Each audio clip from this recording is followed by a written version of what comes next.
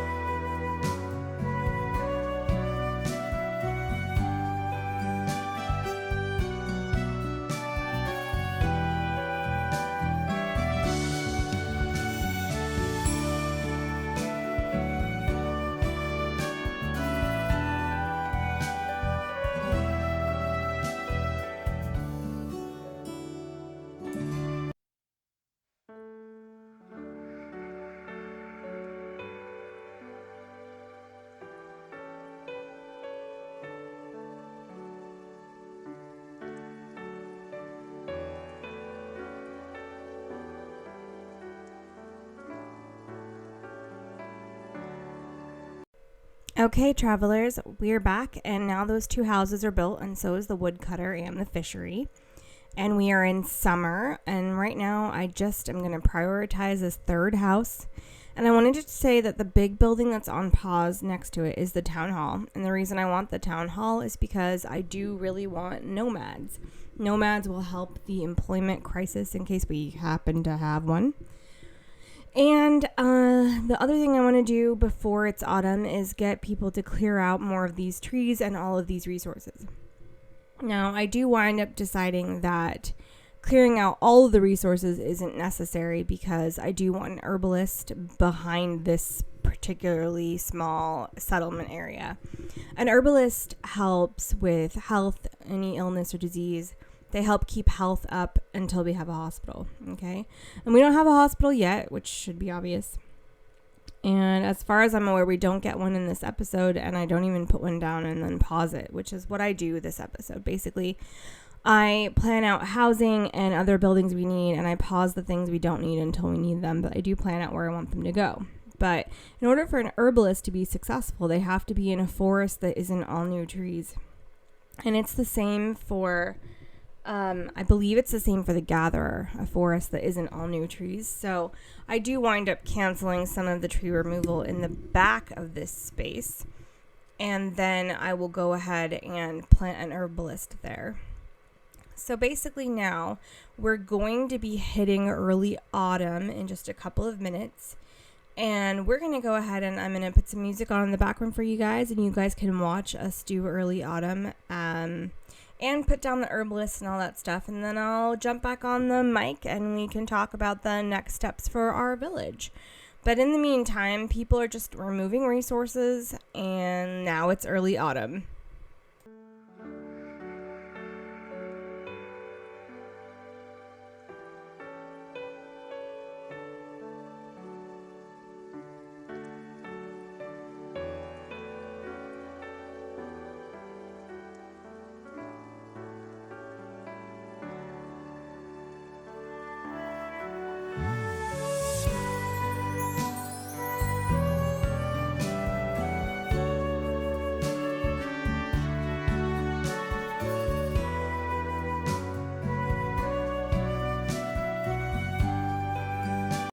Okay, travelers, it's late autumn and we've hit our very first snow for our village.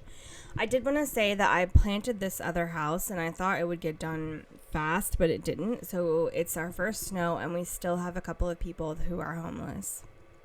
Now, the one thing I did want to mention is that the clearing out has been done, and you would have seen that during the speed part of this. I also wanted to mention that I did put down stone roads at first. Like, I just wanted the stone roads around where we're going to need people being as quick as possible anyway. And then after that, I do use dirt roads, but I do use stone roads at least for this first little area. And I'm putting down this boarding house so that when we have nomads eventually, they'll have somewhere to go. But I am not building it now. I put it on pause right away because it's important to me that we have every building where I want it to go. Yay, that house is done and people will move into it. And yet we have people move into it and then we still have homeless people. So that's disappointing. And I will put down a wooden house to try and take care of those homeless people. The wooden houses go up a lot faster, but they use more firewood during the winter and autumn.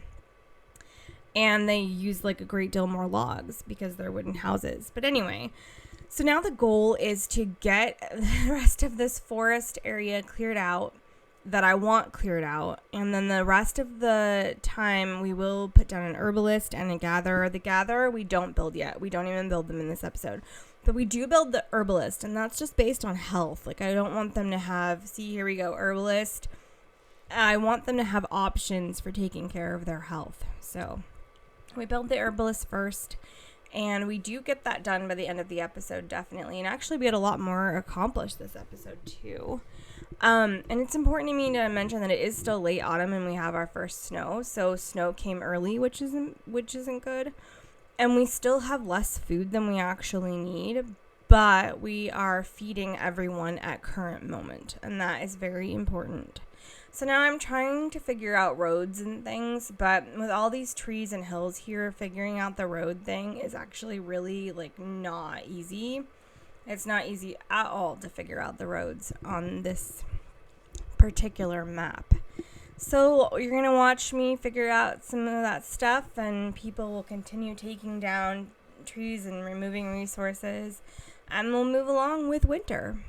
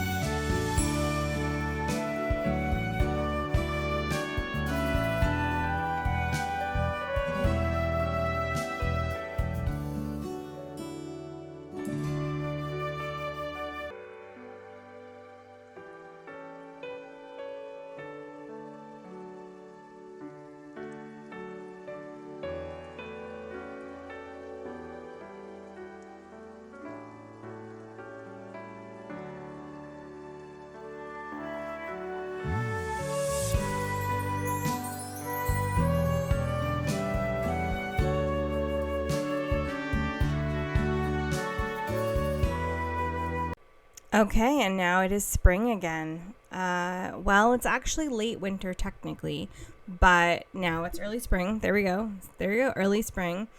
And we do still have a small population of people who are homeless, and that's not good. But we're going to go ahead and address some food issues by putting in a crop field. And we have potatoes and cabbage, and we also have an orchard seed, but I can't remember which orchard seed it is, and we don't put any orchards in right now. We will later in the game probably move towards orchards being a food staple and things too, and also like I'm pretty sure orchards can make alcohol and various other things, but we'll move towards that eventually. But for now, we put in this one farm just to help us with food production. Okay, the problem with the farms is that they don't produce the same yield every year or every season, and you can see we put in a market, but we haven't built it yet. Anyway, the problem with farms is they don't produce the same yield every year, one. And then secondarily, they take more workers to make sure the harvest gets in at harvest time. Now, I'm pretty sure the planting part works pretty well. I'm doing an 11 by 11 farm, and I'm pretty sure the planting could only takes one sim, I'm pretty sure. But for me personally, I've found in the game that it's better to have 2 farmers on any given farm during harvest time, because then the harvest gets in before winter, before the first snow, and that's really important. So in this case, it's just one farm, and we're gonna do potatoes instead of cabbage, and we do a cabbage farm eventually as well. You do want your people to have a varied diet. And over there by the fishery is another house that's trying to be built, but again, it's a stone house, I'm pretty sure. And stone houses, they just take longer. They take more time to do. So we just don't quite get there yet, but we will by the end of the episode, which is really cool. And actually, by the end of the episode, things go pretty well. Like right now, I'm just trying to make sure things, like a house gets built. And right now, this farm is being planted. We definitely need to increase food production. And we definitely, there's a handful of other things that we actually just need in terms of the village. So yeah, let's go ahead and head forward a bit and see what else happens between now and summer.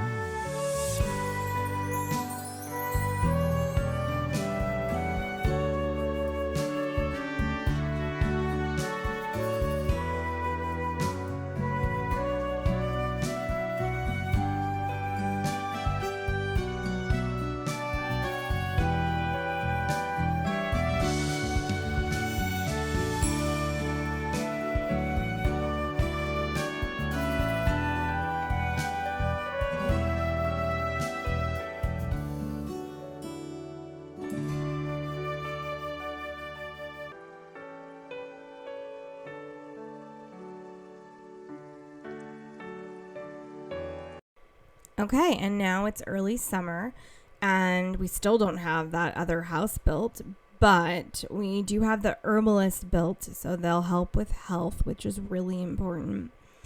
And we do have the farm doing well, like we're going to start harvesting soon-ish. With my farms, when I only have this few, like I only have one farm for this village so far.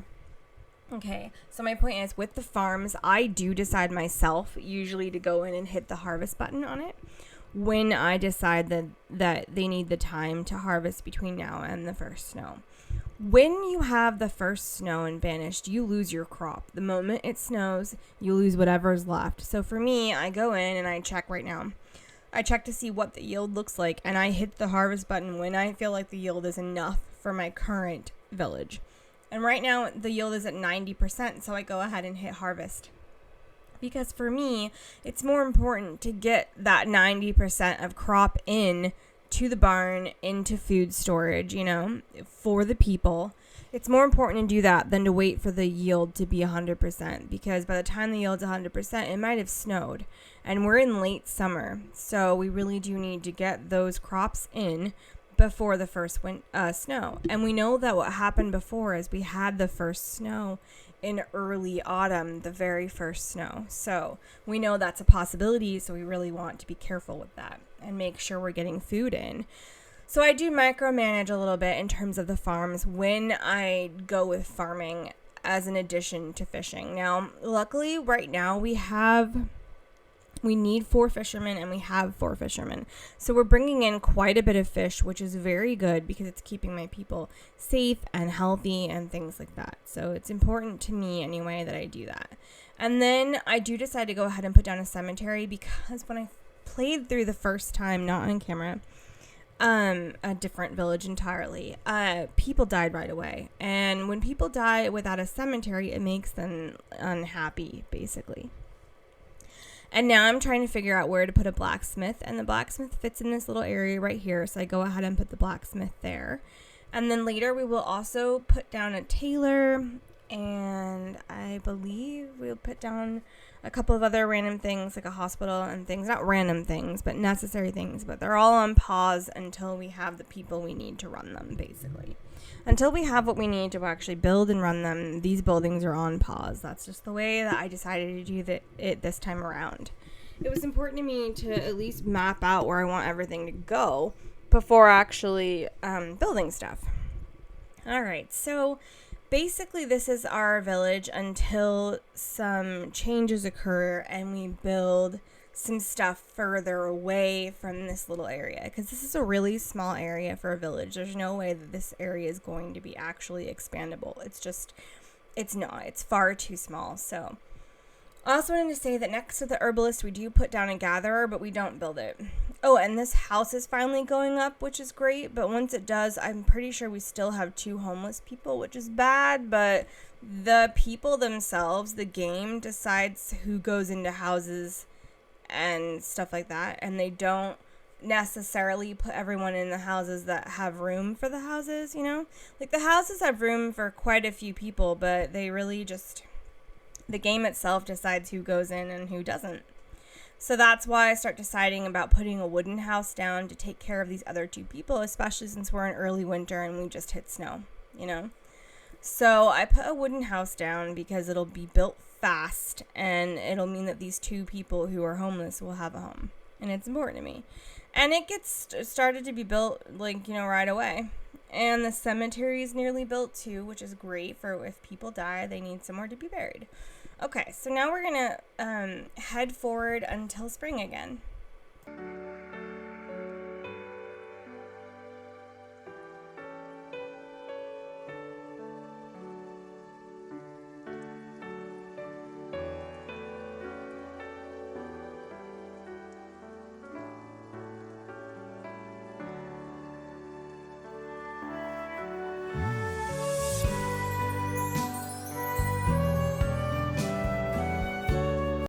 Okay, so we have all our houses built and our cemeteries built, and we are starting to build our blacksmith, and we don't have anybody homeless at the current moment, which is great. So now that it's spring, we're doing a little better. We're going to build this blacksmith, and then that'll take care of the tools issue, because at the current moment we have very few tools and we need more. So I did put down a stockpile near the herbalist, so that people who are clearing out some of the trees around there, not all of them, but some of them, will have somewhere closer to put them. And now I'm dealing with getting a road from one area of my town to the other. And because of the hills, that's just proving to be slightly more awkward in terms of roads than it would be otherwise. Okay? So now, basically, we really want the blacksmith to be built. And there's the gatherer that's on pause. We by the end of the episode, we still don't have a gatherer, but that's okay with me because we have a lot of other things. So now I'm going to begin planning out here. Now, I've already put down a forester and a hunter, but we have gone ahead and hit pause on them. We're going to unpause the hunter, I believe, first and get that done. I think that's what's going on anyway. And get that completed so that we have leather, because leather is one of the ways to create clothes. And our clothing supply is super low right now. Not as low as tools, but almost. And we need clothes for the people. So we go ahead and, we unpause the hunting cabin. And we want to get that started and taken care of so that people will have clothes. And, the hunting cabin also gives extra food, which is good because we need it. The thing about Banished is you always need to be having an extra food supply. You need extra tools and extra clothes, no matter what. Food, tools, clothes. They're your top 3. They have to be. And the 4th thing I'm going to recommend, obviously, is fuel. Now, you really want the whole food and fuel thing first. You definitely want homes and houses or a boarding house or something. But once you have that done, food and fuel is where you want it to be first. And then you need tools and clothes before you need anything else. Now, it's really important to keep your people as healthy as possible. And we are down 1 health heart. But the herbalist helps with that. And the hospital is better, but the herbalist helps keep the status quo of health so that people aren't constantly getting sick and things. Like I said, when I played through just to remind myself about how this game works, I didn't ever put in an herbalist because honestly I forgot, and then half my people died anyway. Now in that one, half of them died of starvation, and then illnesses started to crop up, which was just not great at all.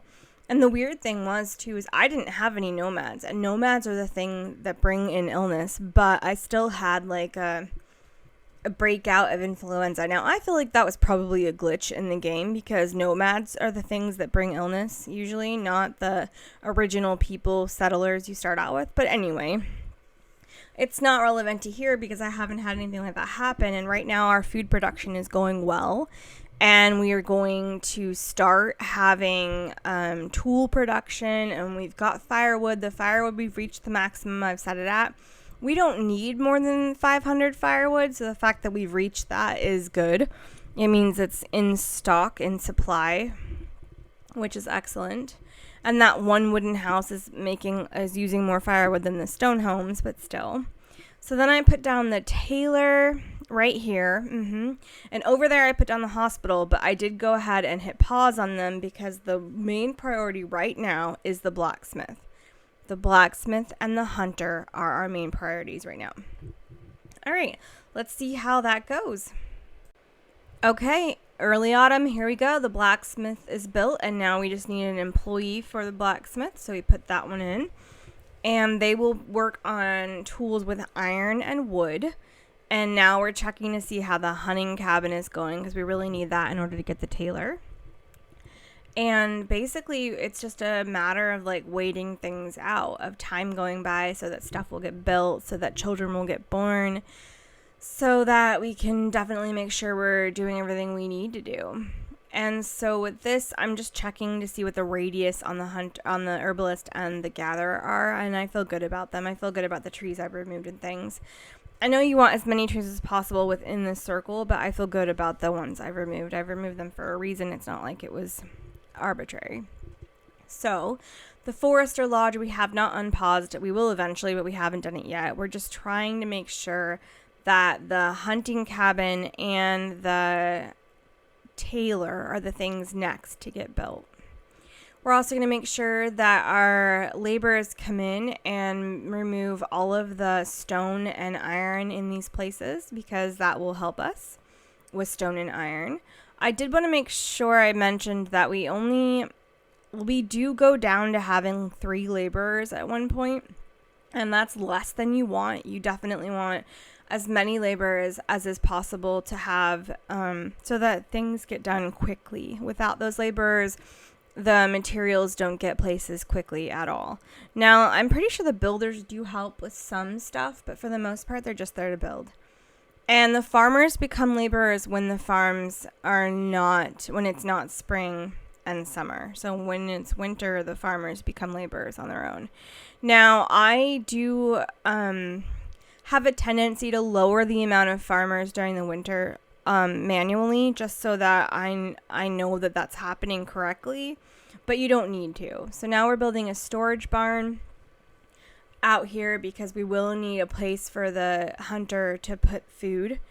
And we do wind up putting down a couple of houses and even, I think, a stockpile. So that should be coming up soon. Yep, there's the stockpile right there. And it takes them a while to clear that out. It really does. But they do eventually. So we do have most of these buildings on pause right now. But as time goes by, you'll see them. And we have this little stockpile by the herbalist, which is working out well. And basically, we're just trying to do, as much as is possible to be done with the resources and the people that we have. So tools are back up to where they need to be. And I did go down from 50 tools to 35 because we only have like 20 people that need tools. So I didn't feel like having a stockpile of 50 tools was important yet. It will be important when trade becomes a thing, but right now we don't have a trader. We just don't. I can't afford one right now in terms of a person to be employed there, and I certainly can't afford the wood and stone it takes to build one yet, but we will. We'll get to it later in the game. All right, we're going to watch the game play for a little bit.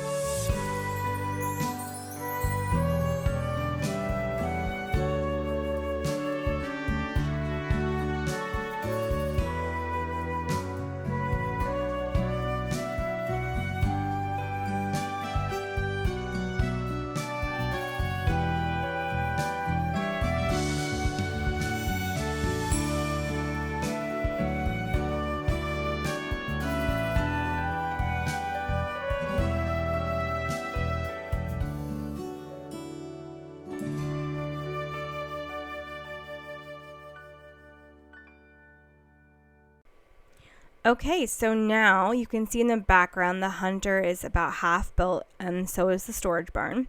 The stockpile is completely cleared, and I'm going to put a crop field out here. This will be cabbage. It's going to take them a little while to clear it, but it will be cabbage, and we'll put 2 farmers on it. And it's an 11 by 11 as far as I'm aware, and it's just going to help us with some food supply.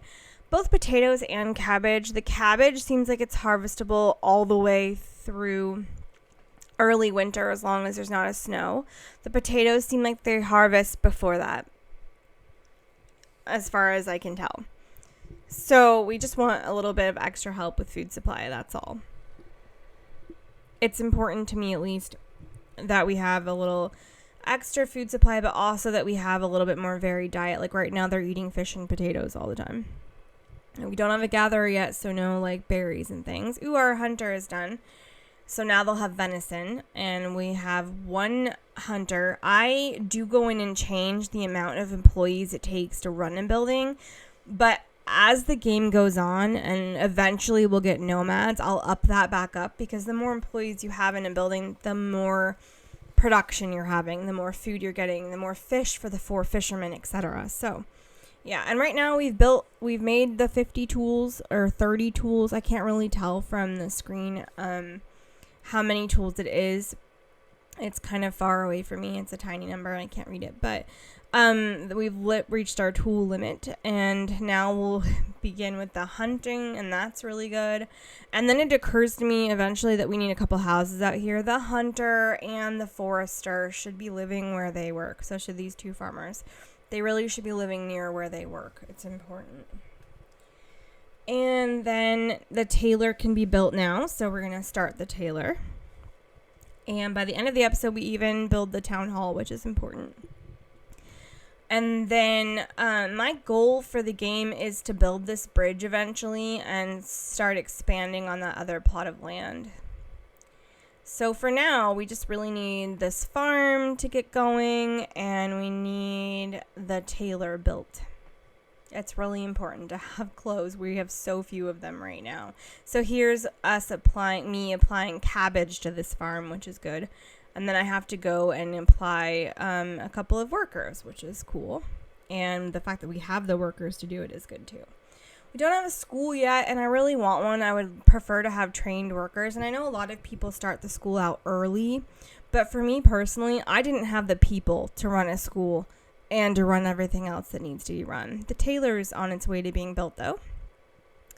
And that's nice because we do need clothes. Now, the clothes we have is going to be based on the amount of leather we have.